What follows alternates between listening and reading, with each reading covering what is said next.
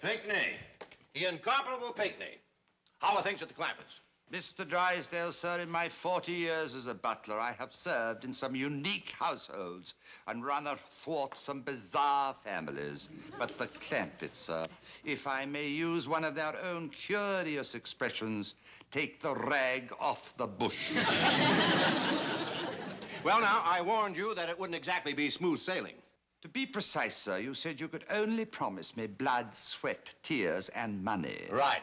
I've had the blood, sweat, and tears. Now I should like the money. You're leaving the Clampetts? I'm leaving the country. But you've got to stay with them. You're our cultural beachhead. Consider me another Dunkirk. Pinckney, suppose you tell us exactly what happened. Must I? It will help you to talk about it. Yes, perhaps you tried to force too much culture upon them too soon. On the contrary, sir, I started off in a very light vein. Fun and games, as it were. Good. I told them their lawn was ideal for cricket and suggested a match. And to my delight, they responded with a great deal of enthusiasm. Well, here we are. Of course, a regulation cricket match has 22 contestants. The field is somewhat larger. But the important thing here is what we can learn from cricket. What's that, Mr. Pinckney? To compete fiercely, to win modestly, and above all, to lose gracefully. In other words, good sportsmanship. That sounds good to me. Then why are you wearing them big gloves and that thick padding, Mr. Pinckney? And carrying that big stick. This is a cricket bat, and I'm wearing the padding and the gloves as a protection when I do the catching. But I'll explain it as I go along. Are we ready to start the cricket match? Yes. Of course, back in England, ladies don't usually participate. We consider it a bit dangerous. I ain't scared. Me neither. Well, then let's get on with the cricket match. Here's mine. Here's mine. Here's mine. Hold on, Mr. Pinckney ain't had a chance to catch his yet. Go ahead, Mr. Pinckney. Yeah, there's some dandy ones over there by the hedge. Good chirpers, too. Yeah, but you won't need those gloves and padding. You won't need that club. Our crickets ain't a bit mean. This here's about as big as they get over here. Don't you try to get away. You just may be a winner. Ain't you gonna catch you one, Mr. Pinckney? Yeah, and then we can go to matching crickets. I got mine, but I ain't gonna show it until you get yours. I've changed my mind. I do not wish to play. Well, be doggone. For a fellow that made so much of being a good loser, he sure took it poorly. Thus ended my attempt to introduce the noble game of cricket. But I might add that rugby met an even quicker fate. What happened? At the first scrummage, young Master Jethro kicked the ball into the neighboring city of Westwood. Get a grip on yourself. Yes, they just don't understand British games. Quite so. I then turned my attention to improving their wardrobe. Excellent. Clothes make the man. Yes, but this time I decided to split their ranks, so to speak. Excellent. Divide and conquer. Yes, I resolved to concentrate on the young people first. Excellent. The greener limbs are easier bent. Might we do away with the platitudes? I beg your pardon? Granted. Well, first I must say, my wardrobe innovations met with dazzling success. Oh, yes. Quite marvelous, really. Do you like to ride, Mistress Ellie? Yes, sir, I sure do. Have you ever ridden to hounds? Well, we only got one hound around right now. Our old brown hound, Duke. Now, before we progress sartorially, let us pause for a brief lesson in English pronunciation. Let me hear you say, brown hound. Brown hound.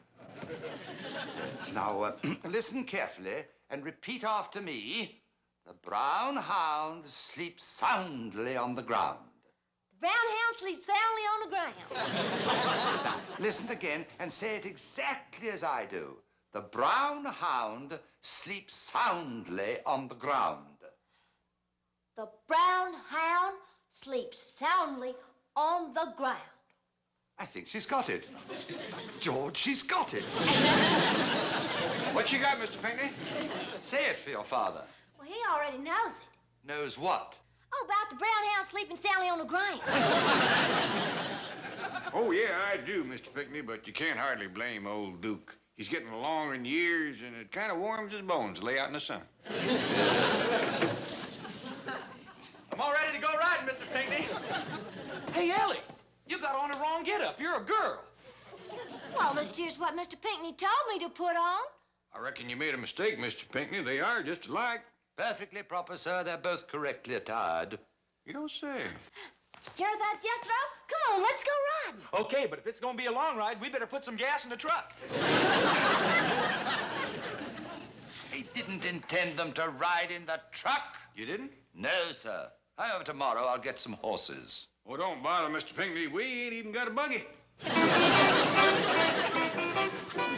Oh, what an experience. It seems to me you have nothing to be discouraged about. You were making wonderful progress. So I thought, sir, I even persuaded Mr. Clampett to don the walking tweeds of a country squire. Magnificent! Bravo, Pinckney. A real step forward. And two back. What do you mean? Well, as I say, when Mr. Clampett made his appearance, I was highly encouraged. Excellent, sir. Excellent. Smashing. Thank you. Now, what'd you say this was again? That is a shooting stick. That's what I thought you said, but dogged if I can figure out how to load it, much less shoot it. Oh, that's a good one, sir. Now, Squire Clampett, you are properly attired to stroll about the estate. Oh, well, come on, Granny. Just a minute. Granny is going to accompany you. Ain't that why you got two sets of these, just like you done for Jethro and Ellie Mae?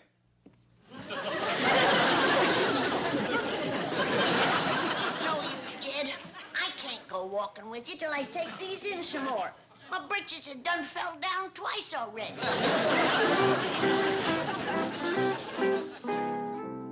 Might I have a spot of tea? Yes, of course. What would you like with it? A ticket to London.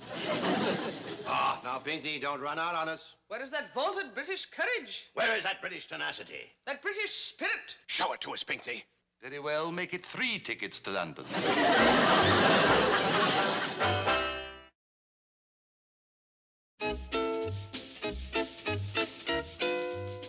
Rather decent tea, actually. Oh, thank you. Now, I really must be on my way back to England. Oh, please don't go. Those hillbillies need you. To paraphrase your great leader, never in the field of cultural endeavor have so few known so little about so much. Sorry. Here is my account, sir. I've made it an even £1,000.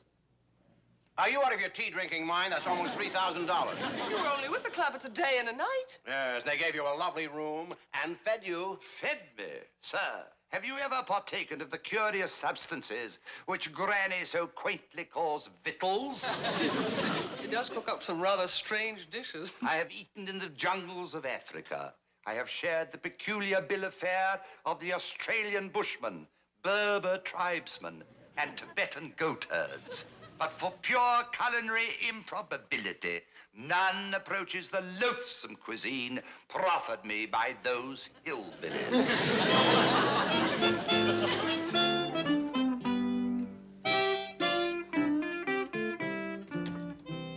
It's time to get washed up for supper, Mr. Pinckney. May I assist you, madam? You may not. Around here, we wash ourselves. I mean, may I assist you in serving the meal? Of course not. You're a boarder. Ah, yes, I tend to forget. Would you allow me to select the proper wines to accompany our first meal? Howdy, folks. How soon we having victuals, Granny? Pretty soon now. Mr. Pinckney here wants to have some wine. I reckon he's old enough. If you tell me what we're having, I'll choose a wine for each course.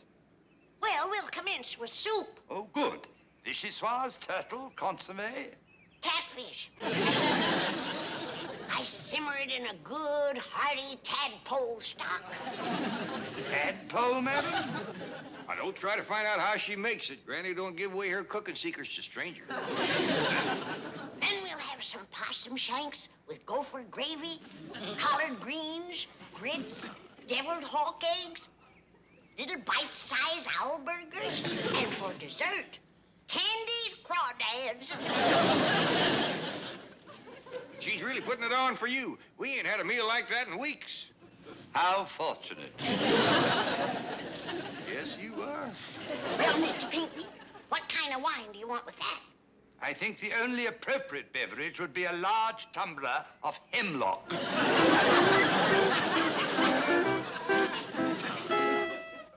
What a gastronomic nightmare.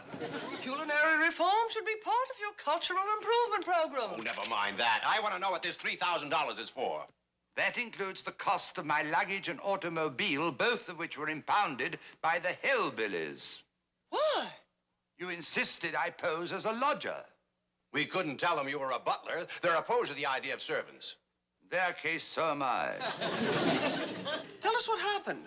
Well, after a night of terror, during which my bedchamber was overrun with raccoons, possums, monkeys, and other weird vertebrates, I attempted, under cover of dawn this morning, to evacuate our cultural beachhead.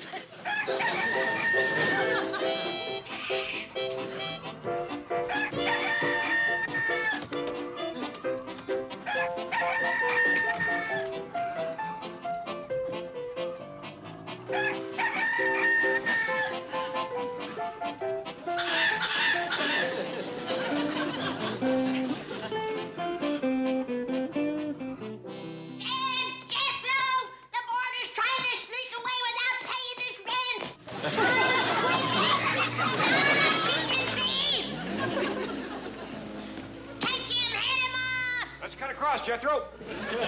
What's the matter, Granny? Mr. Pinckney skipped out on his rent and taken our chickens with him. He didn't get far, Granny. Pa and Jethro caught him. Fetch him back! This is most ignominious. Might as well turn off your engine, Mr. Pinckney. You ain't going no place. What shall we do with him, Granny? Don't know yet, but I'll figure something. Well, figure fast, will you? This car's getting a mite heavy. As a punishment for my attempted escape, Granny put me to work making moonbeams. Making moonbeams? Moonlight? Moonshine?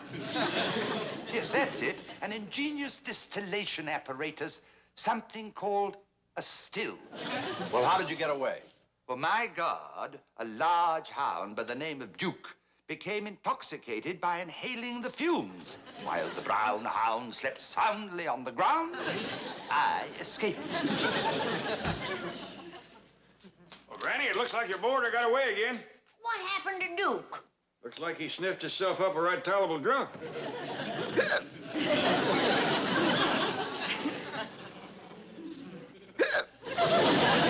You reckon Mr. Pinckney got his car in his suitcases? I don't see how he could. We best have a look. Hey, Jethro, how about taking me riding in Mr. Pinckney's car? Can't, Ellie. Granny says no driving at the house. Still here, Granny. Well, as long as he's gone, put it back outside. Yeah, grab it in, Jethro. Reckon we'll have to tip it sideways again and get it through the door. Then I want you to start painting me some new boarding house signs. Just like the old ones? Not quite. I'm making a few changes. Mr. Drysdale, sir, you're wasting your time. Once I retrieve my luggage and my motor car, I intend to put Beverly Hills far behind me. Now, if you'll stay a week, I'll raise my offer to $500. You Americans amuse me. You think money can buy anything. $750. Sir, there are some things that cannot be bought at any price. $1,000. Fortunately, I am not one of them. Chief, look!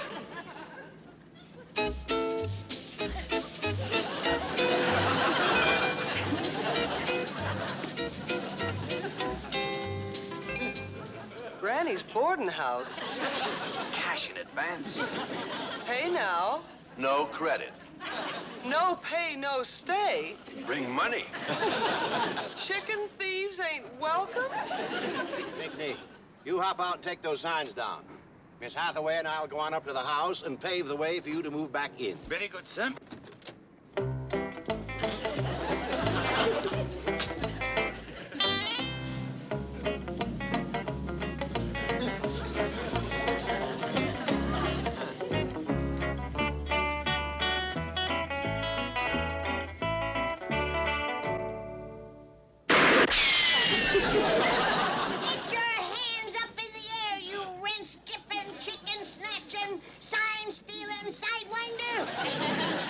Now, just a moment, madam.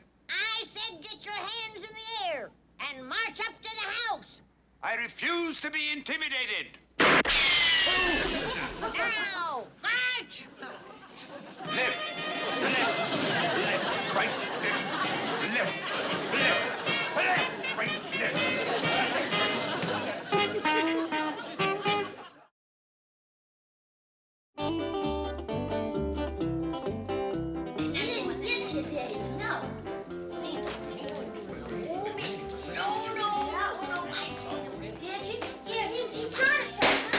All right, quieten down, everybody. Let's get this trial going.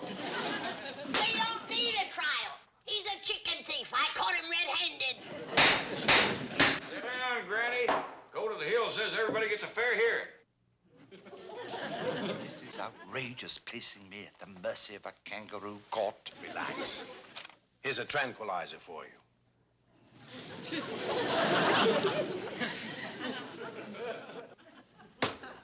What's that chicken thief stealing now? He just slipped something into his pocket. Granny, stop calling him that. He ain't guilty till he's proved guilty. Yes, sir. All right.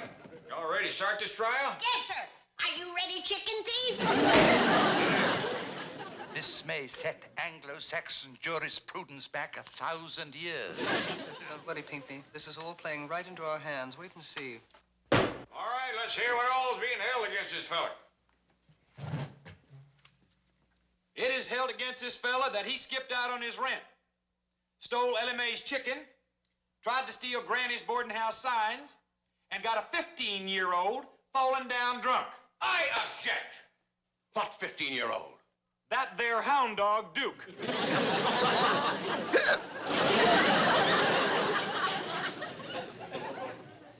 Pertner blowed up my still. Ran off and left the fire burning. Wait, Granny, that ain't wrote down. It don't count. Now, we heard Granny's side. Let's hear Mr. Pinckney's side. Your Honor, Judge Clampett. Now, Mr. Drysdale, strictly speaking, I ain't a judge. I'm just here to see that this trial is kept fair and square and to keep Granny from shooting that rent-skipping, sign-stealing chicken thief.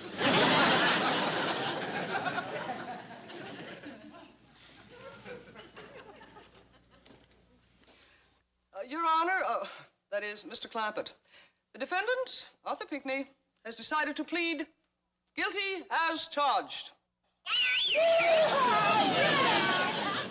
Jack, turn him loose. Give him a 200-foot start. I'll load my shotgun with rock salt and bacon rind and season his hindquarters for him. Your Honor, Mr. Clampett, I didn't finish. As his punishment, Mr. Pinckney would like to suggest that he be sentenced to a week at hard labor here in your home. Nothing doing. We don't want his kind around. Sit down, Granny. That ain't for you to decide. I think, in fairness, we ought to remember the good thing Mr. Pinckney has done. Like what? Well, like bringing us them fine new clothes. Probably stole them. May I address the court? Sure, speak right up. I would like to say that I know Mr. Arthur Pinckney to be a man of good character, and I will vouch for him. I, too, know Arthur Pinckney, and he is a man of unimpeachable integrity, impeccable demeanor, and irrefutable probity. Thank you. Well, that's one for and one against. Sir, Your Honor, may the defendant speak? Hop to it. Sir, I won't go into all the reasons why I want to spend a week here, but suffice it to say, there are 1,000 of them. Keep talking, Mr. Pinckney. I do hope you say yes, sir. I can be very useful, really. I can do the shopping and the serving and the cleaning and the tutoring, and I can be everything from chef to chauffeur. It's a deal.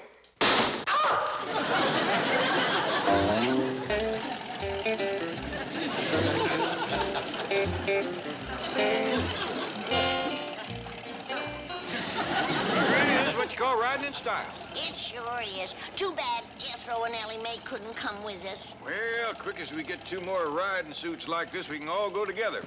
You look nice, Mr. Pinckney. Thank you, sir. Where to, sir? Well, right down to the middle of town. Yeah, Wilshire Boulevard. Tampit, sir, may I ask you a question? Sure, go right ahead. Is this the only motor vehicle you have? Yep. Would you like to have another one, sir? Oh, I guess not, Mr. Pinckney. Besides, I don't know where you get another one like this. They don't make cars like this no more. I'll stake my life on that, madam. Mr. Clampney, sir, when we're going down Wilshire Boulevard, would you allow me to stop at a first-class automotive showroom? What for?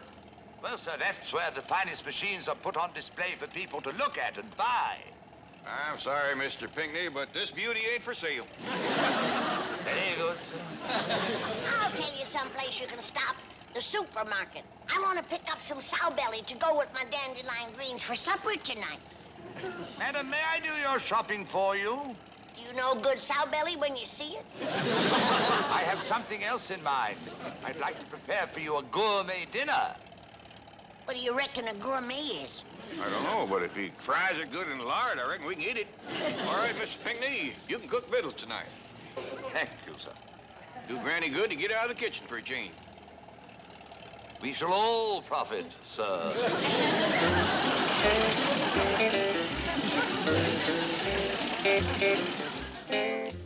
Now make yourselves comfy. I shall serve the coffee and the dessert here in the drawing room. May I ask how you've enjoyed the meal so far? The turtle soup, the lobster thermidor? Just dandy. Fine. Finger licking good. Oh, thank you. Hope that soup we throwed out the window don't kill the flowers. How could anybody eat soup made out of turtles? Beautiful. And that thing he called Welsh rabbit. Didn't have no rabbit in it at all. Just a lot of doggone melted cheese. Wasn't too bad after Granny dumped the grits in it. What was it he called that big crawdad? That was lobster thermidor. That didn't taste bad neither, once we poured hot gopher gravy over it. You don't suppose Mr. Pinckney caught on, do you? Shucks, no. He had it pretty near pitch dark in there. Nothing burning but candles. Yonder he comes.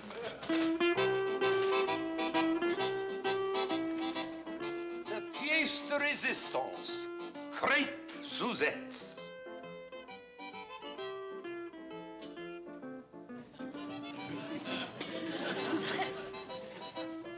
Nothing but pancakes. There he goes again. He's sure fond of the dark. What's he fixing to do now? He's lit another fire. Be careful, he's gonna burn this house down. Regular firebug. If that rascal ever does any cooking out in the woods, he's gonna... Uh-oh. I was afraid of that. He set the pancakes on fire! Don't nobody panic!